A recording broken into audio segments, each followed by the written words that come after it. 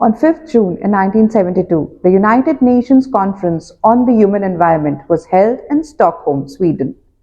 Honoring the day, in 1973, the world celebrated its first World Environment Day.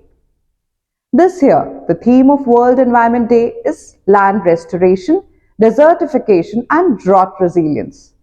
According to the United Nations Convention to Combat Desertification, up to 40% of the planet's land is degraded, directly affecting half of the world's population. The number and duration of droughts has increased by 29% since 2000.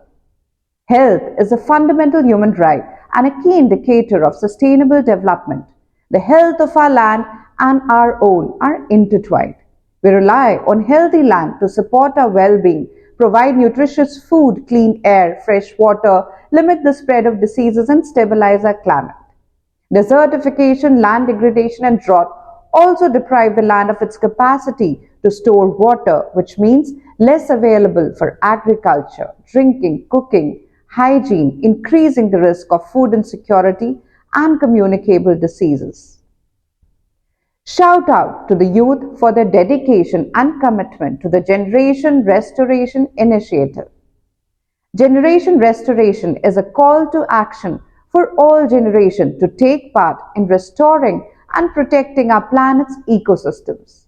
It emphasizes the critical need to rehabilitate degraded lands which directly affect food security, climate stability, and water resources. By focusing on restoration, we can reverse the damage caused by human activity, enhance biodiversity, and create more resilient environments capable of withstanding the impacts of climate change.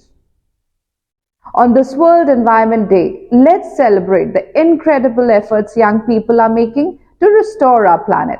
From advocating for policy changes to engaging in community cleanups and promoting sustainable practices. Let's pledge for sustainable land stewardship and creating a solid foundation for securing our planet's health as much as our own.